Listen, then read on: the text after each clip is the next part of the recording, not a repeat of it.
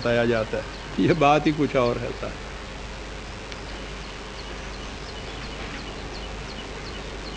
اس کے معنی ہوتے ہیں ایک بڑے لمبے چوڑے سفر کے لیے نہایت ہم آہنگ افراد کی جماعت تیار کرنے والا، یہ معنی ہے مزمل کے۔ کتنا عظیم پروگرام ہے حضور کے ذمے۔ پہلی چیز جماعت کی تشکیل ہے،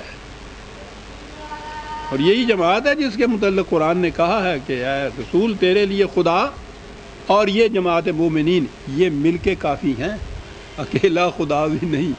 اور یہ جماعت یوں ہی زمین سے اگ نہیں آئی تھی، تیار کی گئی تھی۔ پہلا کام ہی یہ تھا تزمیل کا، اس قسم کی جماعت تیار کرنے کا۔ حضور سے کہا جا رہا ہے قم اللیل الا قلیلا، راتوں کو جاگ تو صحیح لیکن تھوڑا حصہ جاگو، نصفہ او انقص منہ قلیلا، آدھی سے بھی کم رات جاگو۔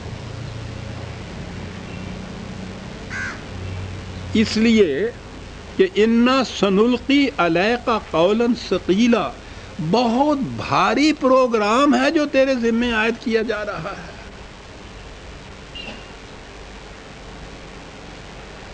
بہت بڑا پروگرام ہے۔ انا لک فی النہار سبحا طویلا، دن میں تیرے لیے سرگردانی اور کشمکش کا بہت بڑا پروگرام لمبا چوڑا ہے، سارا دن اس میں لگ جاتا ہے۔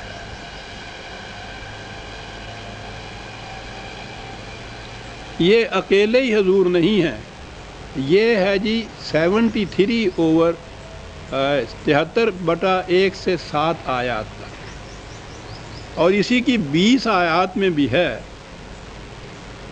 وَطَائِفَةٌ مِّنَ الَّذِينَ مَعَكَ، اکیلے ہی نہیں، ساتھ تمہاری جماعت کے لوگ بھی ہیں، وہ بھی اسی طرح سے جاگتے ہیں۔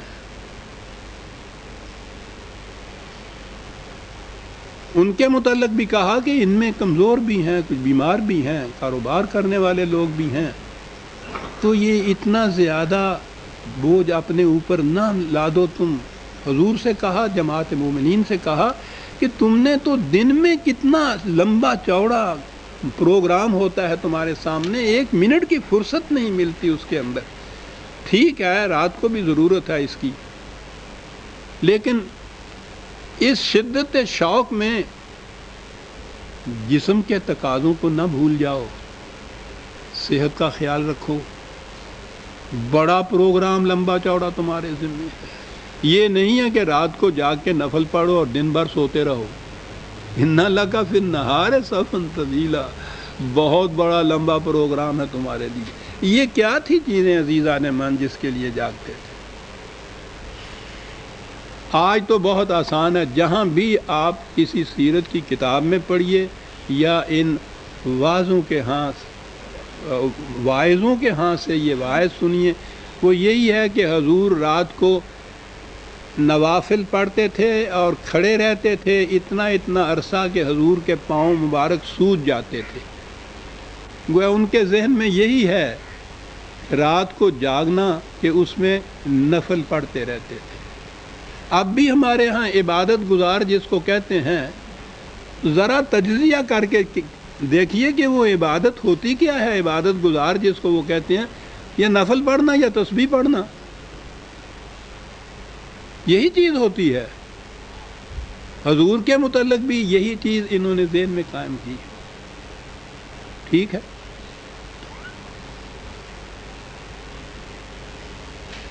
مذہب میں اس سے زیادہ کوئی تصور آ ہی نہیں سکتا۔ اس میں تو صاف بات ایک ثواب حاصل کرنے کا ہے جو ذہن میں قائم کر لیا ہے۔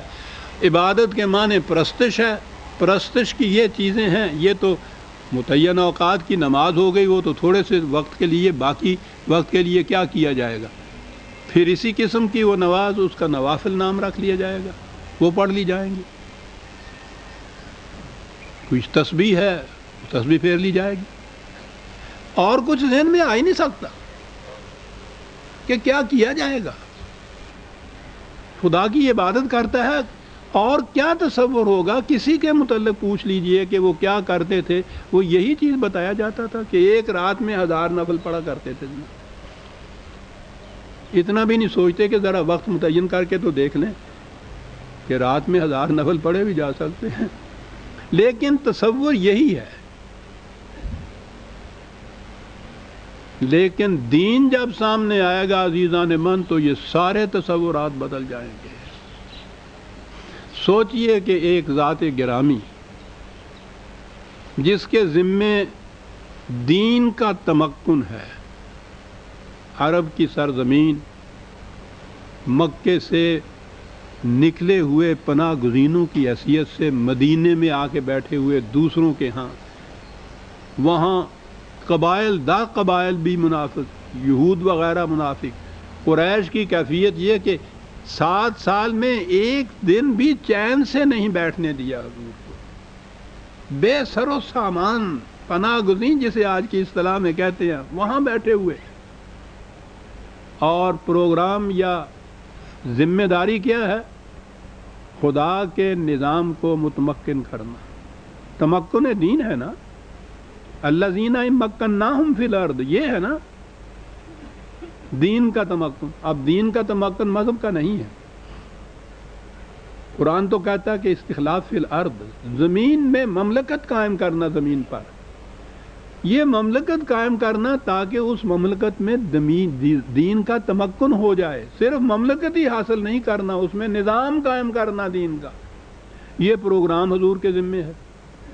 اتنی بے سر و سامانی ہے، اتنا تھوڑا سا وقت ہے، اتنا لمبا چوڑا پروگرام ہے۔ میں نے جیسا ابھی عرض کیا، اندرونی خطرات ایک طرف ہیں، بیرونی خطرات۔ 2 بڑی بڑی سلطنتیں تو جن کا مقابلہ اس زمانے میں دنیا کی کوئی مملکت نہیں کر سکتی تھی، the most super powers in the world, ایرانی اور بازنطینی ہے، رومن، وہ ہیں دونوں مخالف۔ ان میں حضور بیٹھے ہوئے ہیں۔ 7 سال کے عرصے میں اتنی جنگیں بھی لڑی جا رہی ہیں، نئی مملکت قائم کی جا رہی ہے۔ اس کا انتظام بھی ایسا ہے کہ کہیں کوئی ایجیٹیشن نہیں ہوئی، کوئی فساد برپا نہیں ہوا، نہایت امن اور سلامتی۔ امن اور سلامتی کی کیفیت جو حضور نے مثال بیان فرمائی، اس سے بہتر مثال نہیں مل سکتی کہ تم کہتے ہو کہ اس مملکت میں کیا ہوگا، بے خوفی کا کیا ہوگا۔ وہ یہ ہوگا کہ ایک عورت یمن سے تنہا اس صحرا میں سے گزرتی ہوئی شام تک پہنچ جائے گی، زیورات میں لدی ہوئی، کبھی اس کو کسی قسم کے خطرے کا خوف نہیں ہوگا۔ پروگرام آپ دیکھ رہے ہیں کیا ہے یہ؟ معاف رکھیے گا، میں نوافل یا ان چیزوں کی تنقیص نہیں کرتا، لیکن میں کہتا یہ ہوں کہ جس کے سامنے یہ پروگرام ہو، اس کو تو دن بھر اس میں مصروف رہنا ہوگا، راتوں کو بیٹھ کے اگلے دن کے لیے پھر اس کو پروگرام کی تفصیلیں طے کرنی ہوں گی۔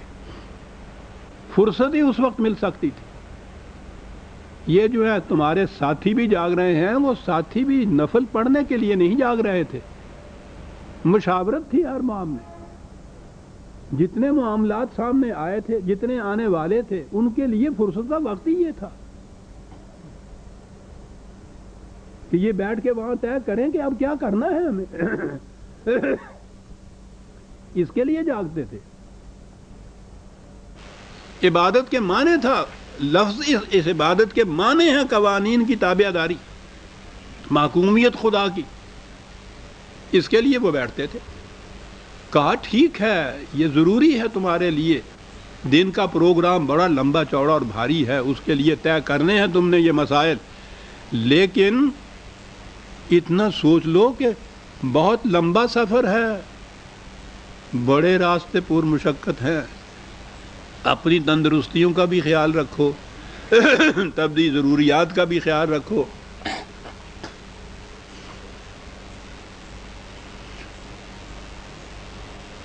پھر بات دوسری طرف چلی جائے گی۔ یہ جو آپ کے ہاں رمضان شریف میں اعتکاف میں بیٹھ جاتے ہیں، پہلے تو رمضان میں ہی بہرحال عام طور پر کام کرنے کے لیے سخت کم ہو جاتی ہے، مشقت طلب چیز ہے، اس میں سے پھر ایک گروہ ہے جو بالکل دنیا کو ترک کر کے ایک گوشے میں بیٹھ جاتا ہے مسجد میں، یہ اتنا وقت جو ہے، اتنا قیمتی وقت زندگی کا